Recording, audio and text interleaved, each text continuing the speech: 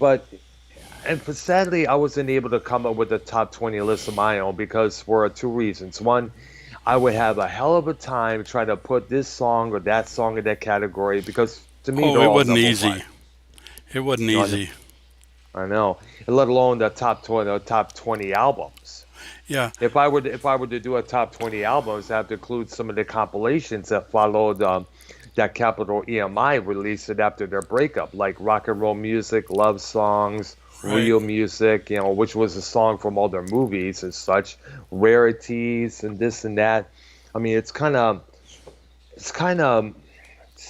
it's kind of hard to simplify because, and plus, I think I mentioned this, um, a lot of the Beatles songs were absolutely outstanding on their own. Oh yeah. That Yeah, that they were. yeah, they were. So I give credit to Arknolia because he's able to come up with a good list, whereas myself, I'm like, duh. So Well, the credit to deal you, but is number 20 is, it could be just as good as number 1. yeah, and it's hard. And like I said, it's hard to distinctify because I mean, let's face it, this is the Fab Four. These were the saviors of the music world in the 1960s after the day the music died a couple years earlier than that. And this, I know, I've mentioned this before. This group was probably one of the biggest reasons why sales of electric guitars skyrocketed I'm on the phone. and inspired a lot of people to pick up the guitars, including me Oh yeah, personally. me too. Yeah. In fact, one of these days, I should probably do a guitar playing video. I got to come up with a sort of riff or something like that, or a cover to play along with. Yeah. Yeah, I should probably get to that sometime soon. You know. All right, so you got your wrist ready, dude? Yeah. Okay. Okay, early Beatles. All right, go right ahead. Number 20 I got And I Love Her. Yep. Could just as easily be number 1, who knows. Yeah. Great song there. Number 19 I got Yes It Is. Um, As we go along, I'll probably surprise you with some of this, I'm sure. yeah, I think I heard. I don't know if I heard. Yes, it is. Because it must have been an earlier recording prior to signing with Capitol Records, if I'm Oh not no, oh mistaken. no. It's on one of the Oh, albums, but I forget which one. oh, okay. Got to remember the difference between the U.S. and the U.K. versions Oh, are it a was on the US lot more album. different. Oh, okay. I forget which one though. All right. Number 18 I got I Need You, which I believe is from Help. Yes, great song from George Harrison there, by the way. Great Yeah, song. yeah. I like some of George Harrison's stuff. I don't know. Maybe I'm different, but I did. But then again, George Harrison was probably one of the most underrated of the songwriting because of course, at that time, the main focus was on John and Paul. They were Right. like considered the top songwriters of the group. And they were kind of like, okay, George, you can have one song on this album, stuff like that. Yeah, yeah. Of course, except for the White Album, whereas they would have had one song on each side of that double album there. Yeah. Okay, number 17, I got another Harrison song, Taxman. Oh yeah. Oh gosh. Anybody who's ever been screwed over by the during tax season can relate to that song. Apparently, for all I understand, in a Paul McCartney interview, that George was very upset at what happened with his taxes around the time, and he wrote that as an FU to them. Yeah, absolutely. And then Yep. number 16, I got is Dr. Robert, Oh yeah, from the which, Yesterday and Today, from the right. U.S. version there. I remember hearing that song there. I remember getting that album for Christmas time, not with the alternate cover with the Beatles around that a suitcase there. Yeah, yeah, Yeah. the other cover. I had a friend that actually had an album that had that new cover pasted over the old cover, and we Yeah, spent a long time trying to get that old cover off so we could see the original there, the original and it, cover. it probably didn't work, did it? Because the kind of Well, it kind of whatever. did, but it kind of didn't. You could Oh, see it, but you still had scraps of the new cover all over it, I see. Yeah, I but can you could see understand it. it. I can imagine what it looked like there, but Yeah, afterwards. yeah. And number 15, I got is Girl. Is there anybody going to listen to my story all about a girl? Yes. I Great remember song. hearing that. Yeah, I remember hearing that in the cartoon version, not actually the cartoon series that we spoke about. Oh, And in yeah. fact, that's where I learned most about their songs from the cartoons. I was like, wow, I was very infatuated with the cartoons. That's what really got me into their music. And I think they played mostly the early stuff in those. I don't remember them playing anything from Sergeant Pepper and Beyond in the cartoons. I think the cartoons were gone by then. Yeah, I believe so. Because the only thing they were able to sneak in prior to Sergeant Pepper was the Strawberry Fields Forever and Penny Lane single. Yeah. Number 14, I got Please Please Me. That's an early one. In fact, it's Oh yeah. pretty much considered their first big one. Um, and of course, the UK album version where they're looking down from the EMI building in England there. Yeah, they repeated it on the Yeah, the Blue 62, album. 66, and the 67 through 70 on the Red album. Yeah, and the Blue album as well. They just switched photos there, Yeah, but they kept the same. But they kept the same gatefold photo of them with those crowd of people there. yeah. Mhm. Those were some pretty good albums too, actually. Yeah, interesting. I know a neighbor of mine, of ours, back when we lived in Roseville, had the Blue album, and they made recorded the album on cassette for me to listen to. I was like, wow, interesting stuff they did after we in the later years. Yeah. Yep, Number 13 I got is If I Fell. which was of course featured in the Hard Day's Night movie. Yeah. And this again demonstrated some of their harmony. They were great at harmonizing. They were absolutely. I was thinking about the reprise version of Sergeant Pepper, and I was listening, thinking about how John and Paul harmonized well on that song there. Yep. Yeah, they did real. The harmonies in a lot of their songs are good, but I really like the unusual in that. That one's an unusual harmony. Mm, Number 12, I got Every Little Thing. yeah, I think I heard that one there, but I don't think I have. You, you'd know it. It's actually got covered by Yes. Oh, really? Yeah, Interesting. I got to check that out sometime there. yeah, that's a good song. Number 11, I got She's a Woman, which is a McCartney thing. Absolutely, good song there. I did that, it was. Number 10, I got is their cover of Words of Love, the old Buddy Holly song, Ah, that's right. They were big Buddy Holly fans as well. which is a real good song. In fact, the band I was in covered it. Yeah. That's another demonstration of harmonies. Yep. Number 9, I got Ticket to Ride from Help. Oh yeah, great song. Great song there by those guys. Yeah, really was. And the Carpenters covered that one. I gotta check that one out just as well. It's hard to count all the Beatle covers Yeah, that are Vanilla out Fudge there. covered that song. Oh yeah, nice. But then again, Vanilla Fudge also did a great job with "You Keep Me Hanging On," the old Supreme song. We know that. I prefer that over the Supremes anytime, man. Yeah, they did a lot of pretty good covers, and they did some good originals too. But when we Oh, get to Vanilla Fudge, we'll kind of talk about that a little bit too, because yeah, they did some pretty good stuff. yeah, they did. Number 8, I got Norwegian Wood. hmm Interesting John Lennon song. Which I think it was about a one night stand for if I'm correct. Yeah, I think so. I think Mahogany Rush covered that song. Mm. Frank Marino Yep. and the boy and his band there. Number 7's Nowhere Man, another good example of harmony. Oh yeah. I'm not sure who wrote that one. I think it was probably Lennon McCartney, Oh, I'm pretty sure you're right. Number 6, I Yeah, got because remember Paperback Writer. oh yeah. Gosh, another great song about I guess somewhere somehow I guess All the authors out there must have had that song of mine when they decided to become writers. Yeah, yeah. Number five's 8 days a week. I Great like that song. beginning where it just kind of fades in with a guitar thing. I liked the whole song in general. Oh yeah, Lot of that song. yeah. And then number four, I got I Feel Fine. Oh yeah, good, Great another good song. one there. And number three, I got I'm Only Sleeping.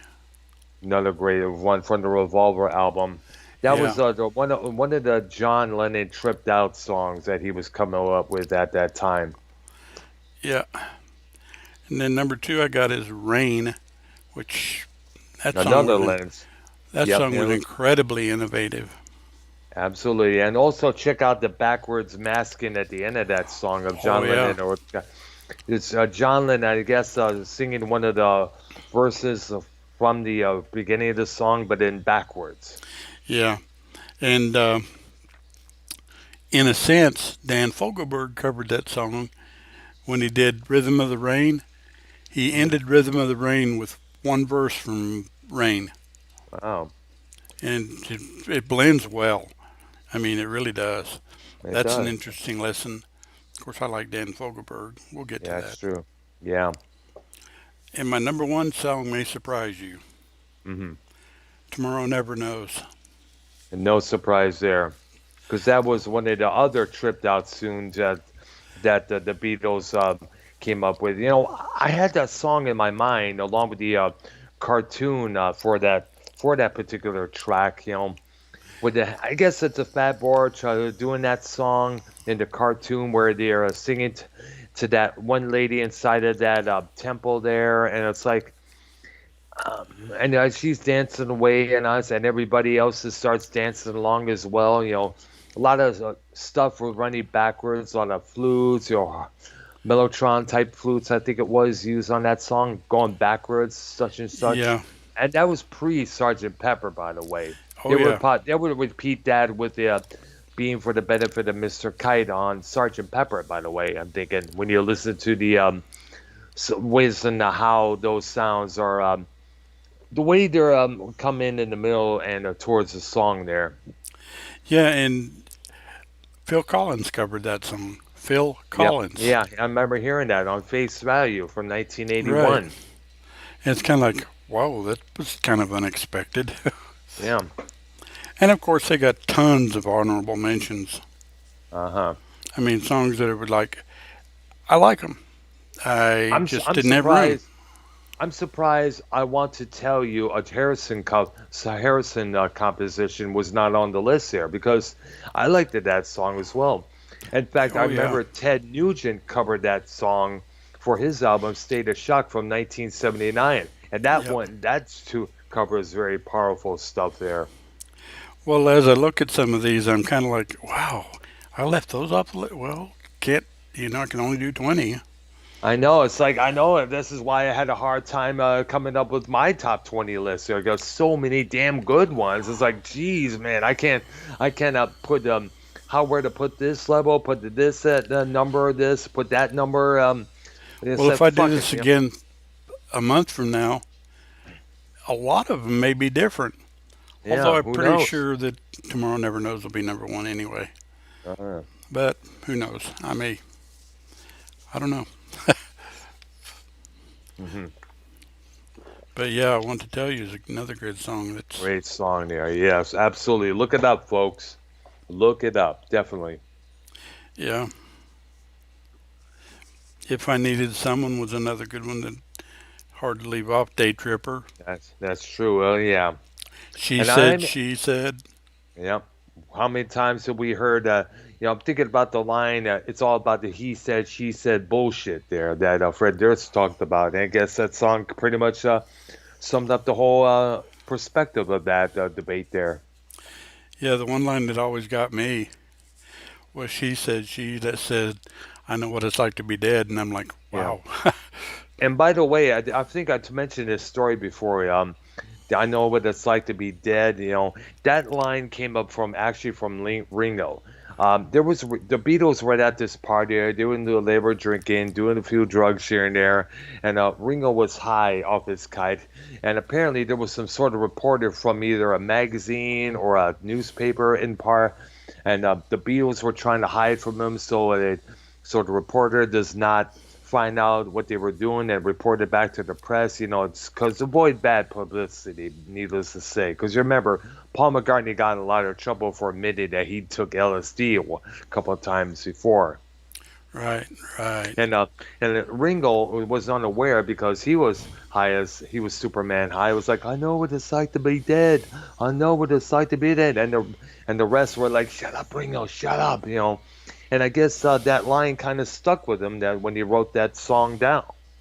Yeah, what's kind of weird is, uh, I guess in a sense that that line appealed to me because it's been, I think 6 years.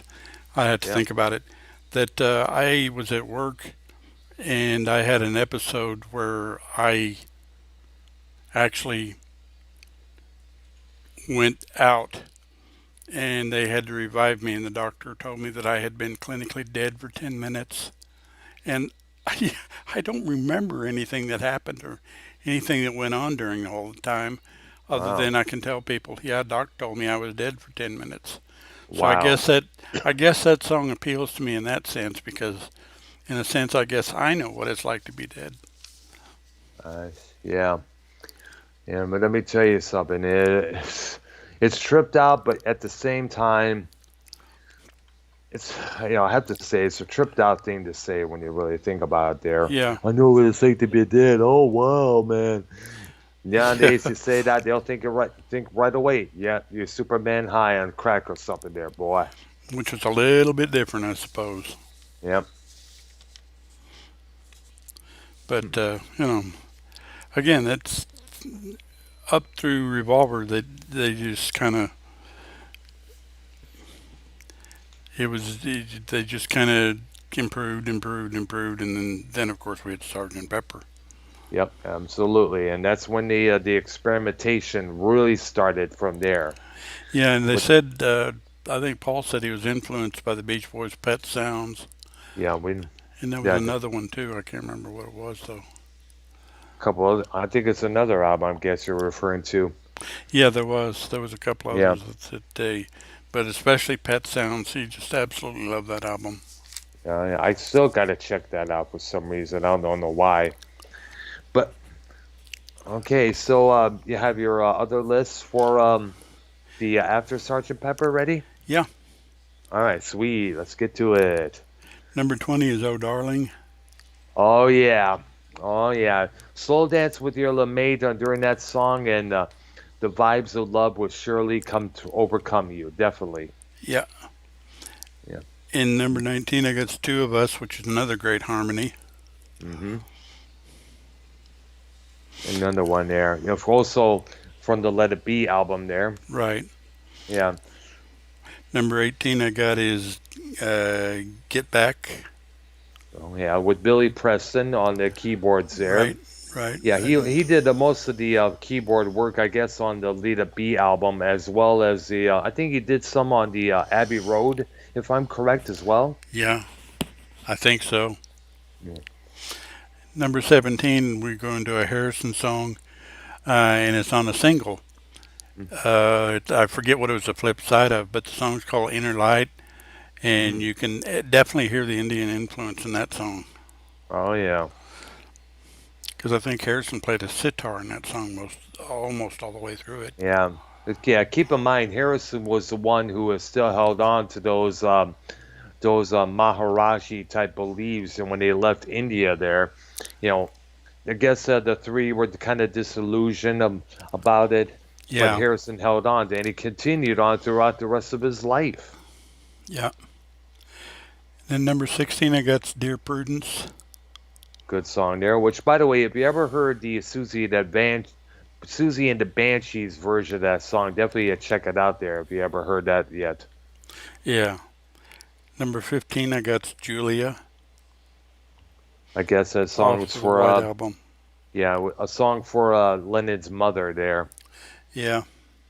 Who sadly, I guess, what I understand, died in a car wreck when he was a little boy there. Yeah.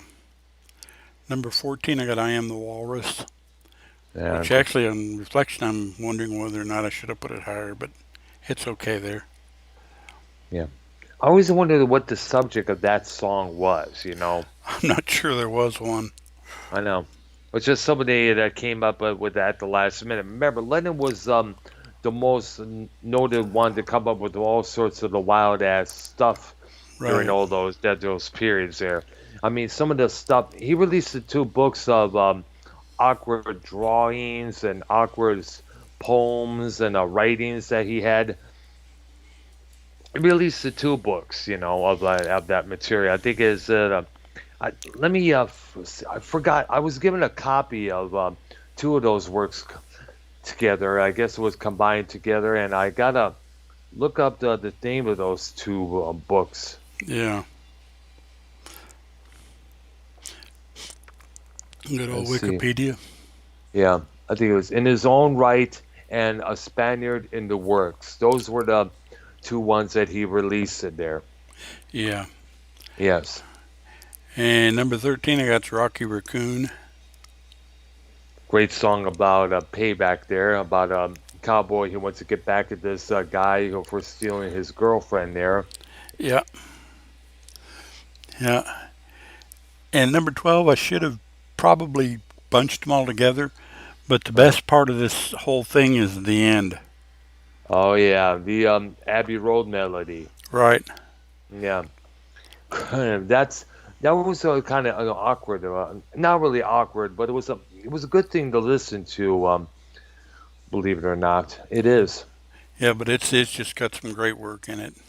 And you wonder, did he just went into this to perform in the next tune right then and there, or did he stop and just got those songs edited together so perfectly?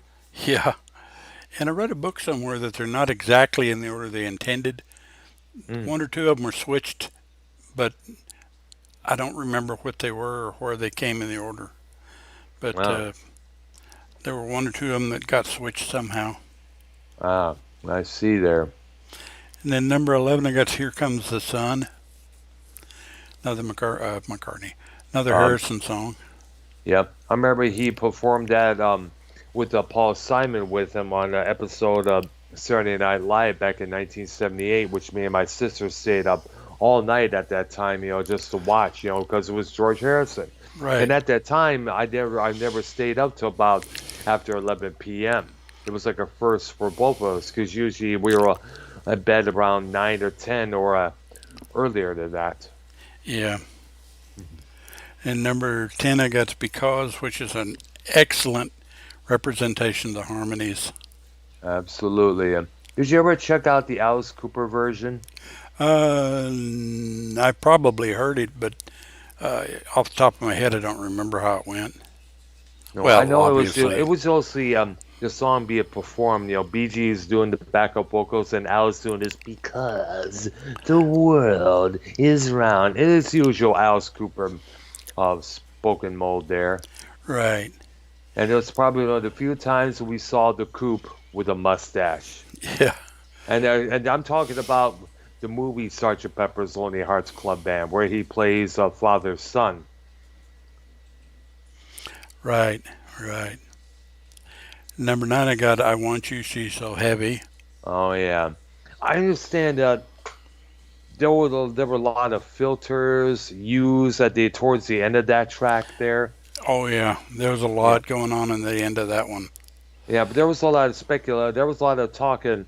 I think it was Paul saying something after John did that. Yeah, and I guess some say it was Paul mouth, sing along to his bass lines there, bum. Where they play.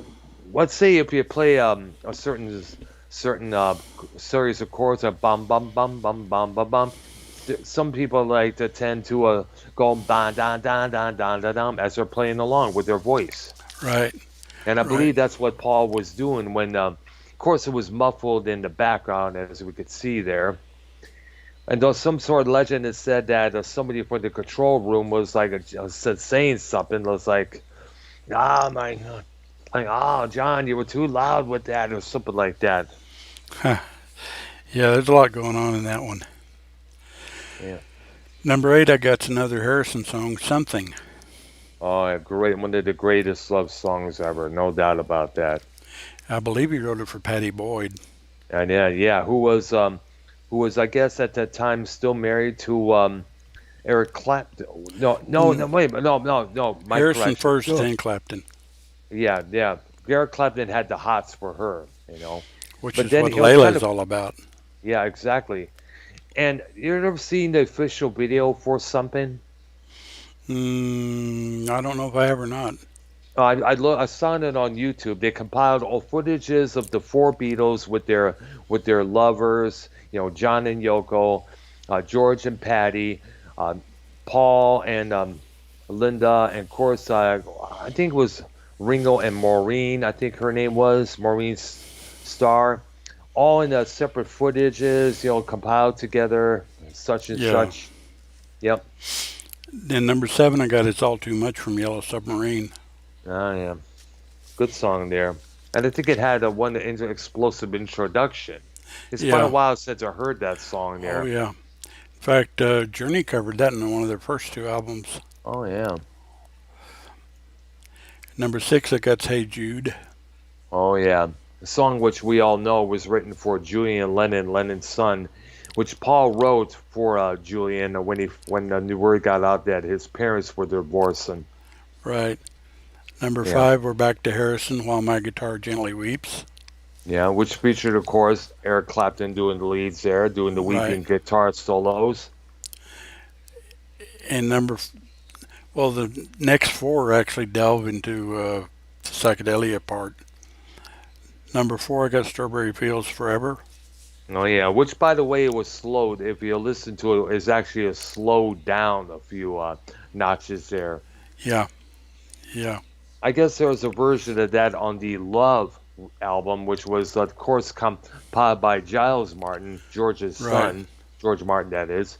And I guess what they did is they remixed many of their tracks for the Circus Soleil shows that they were doing, which that featured Beatles music, you know, different remixes and versions of their older and earlier songs. Yeah, And of course, yeah, and I guess the original vocal line for Strawberry Fields is featured on that album. right. Number 3, I got Being for the Benefit of Mr. Kite. Oh yeah, that's the one we mentioned Great now little before. song. Absolutely, there, absolutely. And number 2, I got Lucy in the Sky with Diamonds, which, Oh my gosh, which was inspired by by a drawing that Julian brought home to his father John. yeah. And it's funny because everybody says, oh, it's LSD. No, it's Yeah, not. It's what a kid drew. exactly. You know, but then again, you know how some people are. They like to assume different things about this song and that song, and especially since the main words in that song, "Lucy Sky Diamond," started with the letters L, S, and D. Yeah. Okay, can you guess my number 1? Let me see. It's probably from. Let me think. It's probably from the White Album. I'm thinking, or No. Magical Mystery Tour. Oh, no. No, oh no, probably from Abbey Road. Again, no. Let It Be or Yellow No. Submarine. No. Oh, okay. A Lay day it in on me. a day in the life. Oh gosh. Oh yeah. I remember we were talking about that one before. You know, just the feel of that song was just like wow. Yeah. Absolutely. I mean, yeah. By the way, I think I mentioned this before. When the after John's done with his final "I love to turn you on," you hear the orchestra conductor saying, counting backwards, Yeah. 8, 7, 6, and they still counting when the orchestra kicks in as Well, well. well, it's funny because they asked the Beatles what they wanted to play, and he said, just, I don't know what else to tell you, but just freak out. And Hmm. that's what that basically is. Yep. No freak out period. Yeah. And chord might still be at the end, might still be in the Guinness Book of World Records as the longest sustained chord. Yeah, Lexi, at the end there, yeah. And what I guess when you understand, George Martin, was kept raising the volume levels up all the way up to make it last a little longer there, Yeah, which was pretty cool, which was very cool for them to do that, you know. And of course, we cannot forget the inner groove that was included in the UK version of there that didn't right. come out until 1987 when the CDs were reissued there here in the States. Yeah, Course, yeah, of course, it was also featured on the Rarities album there. Let's keep that in mind there. yeah, which actually is a pretty good pickup if you want to pick up some of the stuff that was not on the albums or alternates on some of their songs. Yeah, like Helter Skelter without the come to fade back in. Right. It's trying, and there's an alternate ending to Penny Lane on the Rarities album, which is interesting. Yes, And let's see what else. I Am the Walrus has an extra verse, or not verse, but an yeah, extra couple of, couple lines in the song yeah. there. Yeah, and all right. So somebody's I have someone in my chat saying box of chocolates and zombies. Why did they call themselves the Beatles? Well, I guess they were originally called the Silver Beatles when they first started. There's kind of an interesting story to that if you want to look it up real quick on Wikipedia. Yeah. And I guess that they decided to add an A instead of the extra E in there, to kind of like make a little bit more different, I guess. Yeah, and it's kind of a play of some sort on something else they had going on, but I'm not real sure what the story is. But yeah, it's well, it stuck obviously. Yeah. You got to remember a lot of bands at that time were coming up with a lot of original names. Like, we still you have to ask Jimmy Page or a couple of members of the Yardbirds where they got their name from, or the Kinks where they got their name from as well. Right, right. They came up with some interesting ones to say the least. And they still continue to do that. I mean, Jefferson Airplane was an interesting one. Yeah, Strawberry Alarm Clock. yep. Yeah, that was an interesting name, that's for sure. Electric prunes. Oh What? yeah, so no, I was listening to that. I was at a Goodwill, and they played "I Had Too Much to Dream" last night through the speakers. I'm like, I don't think we ever touched on that group when you think Well, about it. they're not British. We hadn't got to the American groups Yeah, it's yet, true. Yeah, they were American psychedelic group there, and and they we'll came up with get to some those yeah, definitely. because we got the Blues Magoos. I Yeah, mean, the list is virtually endless. absolutely. There, we got to start. Definitely got to look into that definitely because there are a lot. The U.S. did came up with their own brand of psychedelic rock that should be that was often at times overlooked. I'm talking to somebody on the phone. Yeah, yeah, it's kind of funny, So while we're a subject on the Beatles, I was wondering, you think in time Paul McCartney and Ringo Starr and the estates of Harrison and Lennon will finally get the rights of their songs? I probably at this point they might be able to, but I'm sure it would cost more than they're probably willing to give up for. Spent. Yeah, that's true. Yeah, because these are songs that made a lot the Fab Four a lot of millions. Yeah, and I'm not even sure who owns them now. I know. I'm thinking it'd possibly be this company called Apple Core. I didn't start hearing about Apple Core back until I guess it was in the early 1990s. I started when they started really issuing the Beatles anthologies. Right, Yeah. And of course, the anthology movie as well, where the Beatles told their own story after hearing some people telling their story. right. Yeah, so God knows, it's going to probably it's going to take forever, no doubt about that, because when you have a property of the great one of the considered the greatest band of all time, the band that influenced so many people to pick up guitars, and to be in a band their own selves, influencing everybody on this planet. It's just Right. it's hard to give that up because they're still covered, they're still played on the radio today, and they're still highly praised by everybody from boy bands to alternative bands out there as well. And they're plus are being covered like say the Damned, Ted Nugent, and a couple others there. When you look at it, Right. Right. I mean, this is and especially you got to remember the pound towns of money that you're going to be receiving. And one thing you certainly don't want to do is give up that money. That's going to be No. coming in. Oh, and Jeff Beck does a real good cover of A Day in the Life. Oh wow, the Jeff It's Burke it group. No, Jeff Beck, Oh, which is instrumental and live, mm. Oh wow. worth looking up. And he also covered She's a Woman, an interesting version. Oh, interesting. I got to look this up. Because bear in mind that he's basically instrumental. He doesn't sing.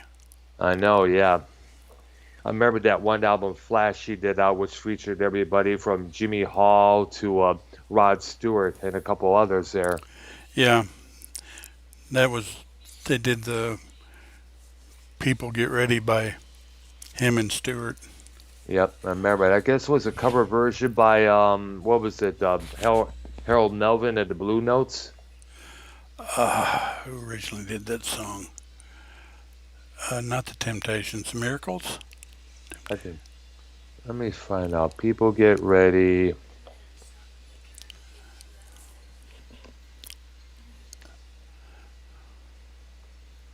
Let's see here.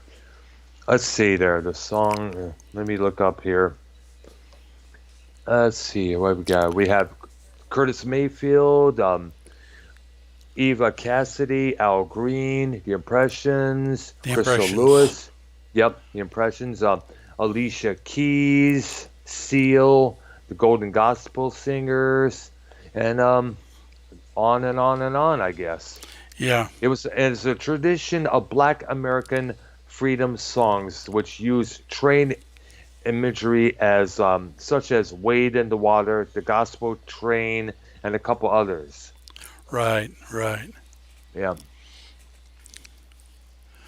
And keep in mind, the Impressions was a group that featured a young Curtis Mayfield, who would later leave the group, to focus on the record company that he had put together, which was called Curdom Records, and which released his solo stuff as well, including the Superfly soundtrack, which I Right, had in my collection as well. right. Nice. It's kind of funny, I also know you remember the discussion that me and YR was doing on our episode of Metal Maniacs, the group breakups and stuff. And I remember having this conversation with Bailey Smoked Rudolph a couple years back. He asked me, do I believe that did Yoko Ono break up the Beatles? And I said no. No, I think Paul was ready to leave before Yoko. And I think John was ready to leave just as well. Because remember, he was doing some crazy stuff outside of the Beatles, including Right, the stuff that him and Yoko recorded, like "Life with the Lions," unfinished music, the Two Virgins album, and the right. album, the back and front cover of that album, which pissed Paul off. I mean, like, come on, man. Yeah, yeah, The album that was probably one of the most highly censored albums of all time. But of course, others will follow, like Virgin Killer by the Scorpions. The only Blind Faith album that they put out, and there's so many others. But I think it was both John and Paul. They were both ready to hang it up there. I guess equally, as needs to Well, say, but. and to a degree, George, because he was tired of being third wheel. Yeah, that's true as well. I guess he was also tired of seeing John and Paul go at it a lot of times. Right, Yeah. In fact, there was a story that when John was recording "How Do You Sleep," which was a verbal shot at Paul, oh yeah, Yeah, he was like George and Ringo were in the studio, like, and they were like to John, "Come on, that's enough, okay? Enough already, just let it go." Yeah.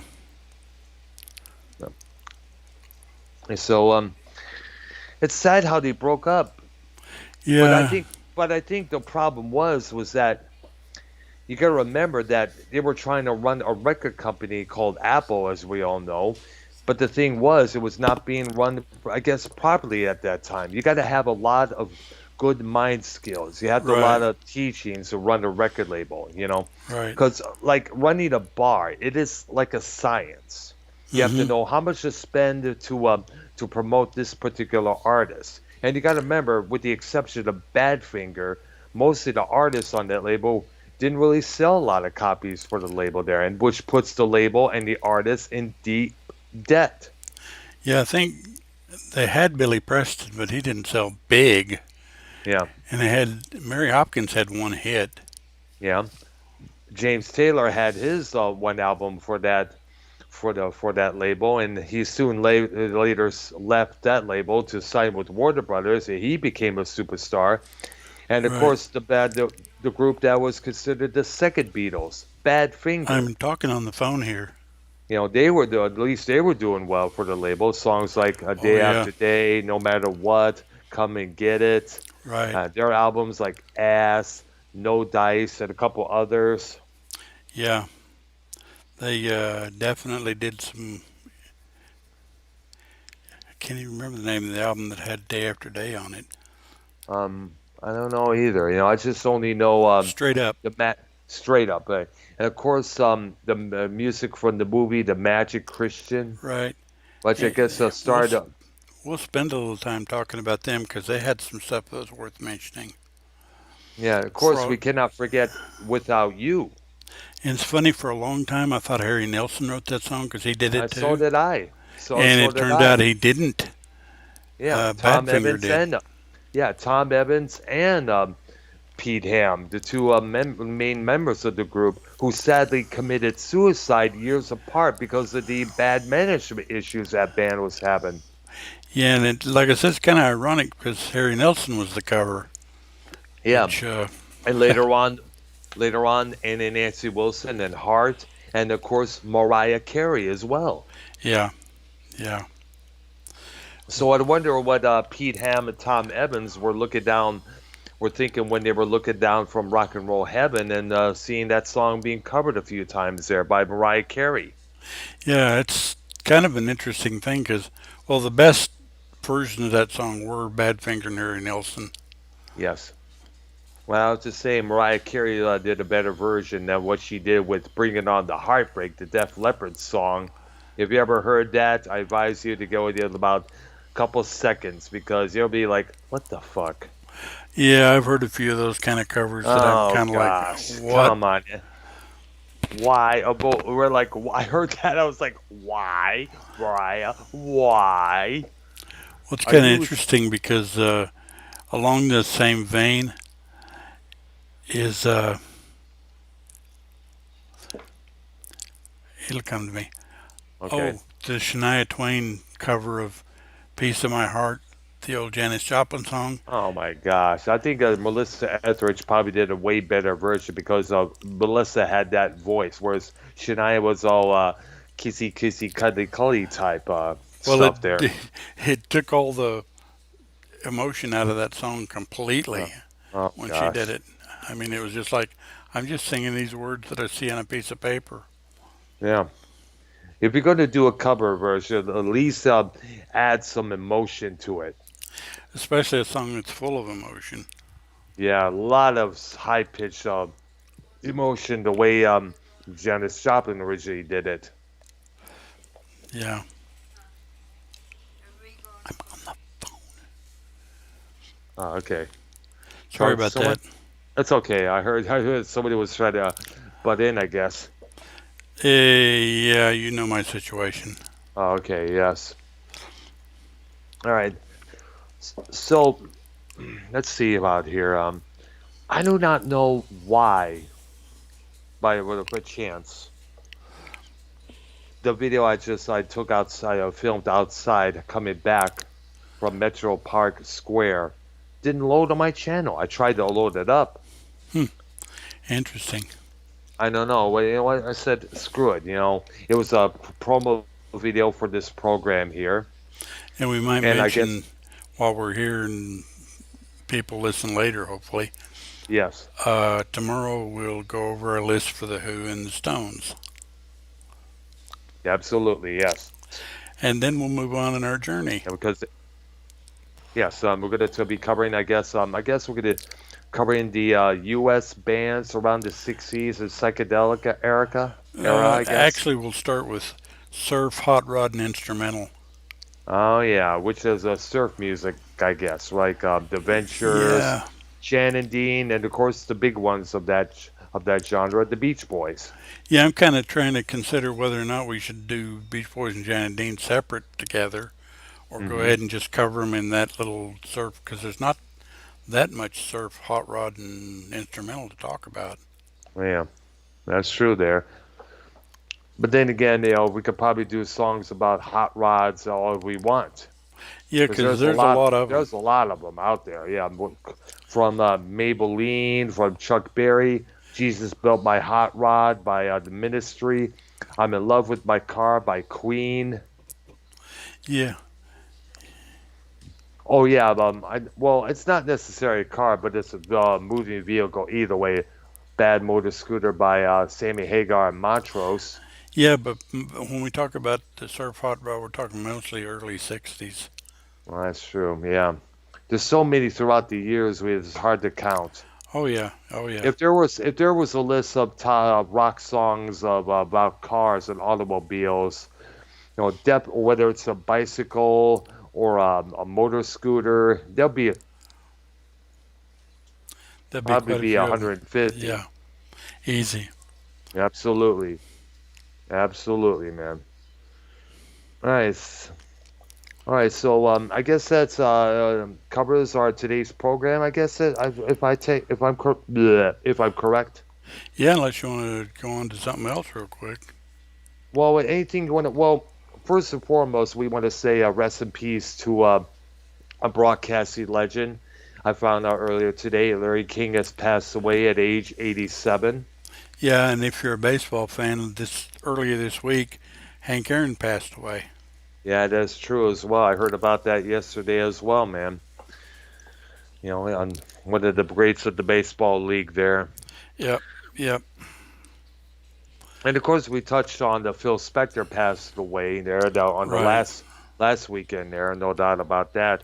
It's like all the legends are starting to pass. We're Well, not even through the first month of 2021, and already the big ones are starting to leave us already. yeah, 2021 is turned out. Hey, I don't know how to term it. It's turned out where people are passing crazily. A Yeah, lot of them. yeah, but some of them, I guess, and I guess, of course, I think I mentioned this as well. Condolences and well wishes to Tommy Yancey, 2010. His father passed away. Oh man, I hate to hear that. Yeah, I didn't so know that. yeah, I found out last Wednesday when I called in on the Farmhouse Network. Ken, it was me and Ken throughout the rest of the night there, rest of the program, I should say. Well, Tommy, you never probably hear me or anything, but uh, my condolences also. And I'm I'm still, sorry to hear that. I'm still trying to get on what else. So I want to do a program with Tommy, describing to this community about autism, how it works and how it plays out. Give the people out there a perspective of why some people freak out the way they do, or explain the thinking pattern of an autistic person. To give a better understanding to the people out there who often pick on others. Well, that would actually be kind of interesting if you could get him to do that. I would. I left a message with Danny MT, Tommy's buddy there. I had a conversation with him on Scott McKinnon's channel there a couple weeks ago. Yeah, that would be an interesting show, I think, Yes, and it would. it would probably open up some eyes. you Yeah, might say. because you remember all the times Tommy got ruthlessly picked on Joe Cronin's and Right. Flowmouse programs, from the donations, all the people calling in, the people in the chats there. We want to give the people an idea of the thinking patterns of an Yeah. autistic individual. Yeah, and it happened to him on JB's show too.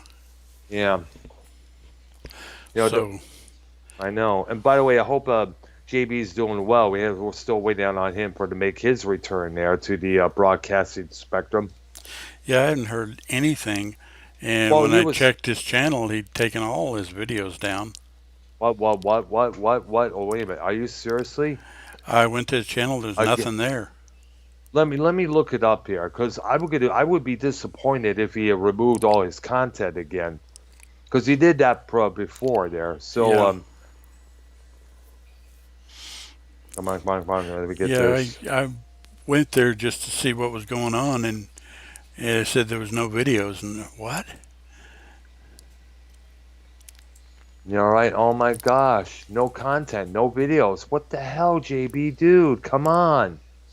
And I know he's not You listening had to some. any. Yeah, I know. You have about two videos on the other channel you have, the JB Sports Radio Show, which was pretty good there. I mean, what the hell? Yeah. Wow. I don't know Because why he took it because down. I don't know why. What is the purpose of people taking down your content? I honestly don't know. I mean, Scott McKinnon did it with his channel, YR. He took out a lot of episodes from his channel there that he did in the past. Well, I pretty much leave my stuff up because we don't do anything controversial. And I And know the only thing that the videos I taken down were the ones where I'm criticizing Tommy and a couple others there, yeah, and that's about it. yeah. Well, if you're able to do something with Tommy, I'd be interested in knowing about it so I can at least hear it. Yeah, it's true. Well, this was a prior to you and I hooking up when I took down those Tommy videos there. Yeah, because I remember, you guys, Bickering. yeah, that too, but I can remember, was it Ken that got the two of you together and got Well, things pretty much hashed out? basically, it was also on my part of doing, coming to terms with something. You see, the way I was raised and growing up in Detroit and Roseville, you see, you were not supposed to forget things. You were supposed to know on the dot what about this, about that, Right, and right, that was something my dad, taught me a lot of times. And basically, that's how we grew up. So, and I was trying to do that same logic with Tommy. Like you should know this, you should know how not what to right, say, you right. should know what not to say here and there, and such. And what it was is that it came back to me. Well, I was talking to someone the same way, with our family, and my brother-in-law just went off of me for doing that. And when that's afterwards, after he said his piece, I sat down and figured out, he's right. I was talking to a couple of people like my dad would speak to me, and I was realized, what I was repeating what my dad was doing. Yeah, and a lot of times that kind of thing can, yeah, And I just, I realized I cannot be like that. I cannot be that person, no matter how angry you can get. Now, a couple of times I tried to explain it to Bullfrog how to act and how not to act, but Bullfrog has his own thinking patterns, like a 5-year-old child, that you can't really get through. The thing you could do is, simply, let him find out things for his own self.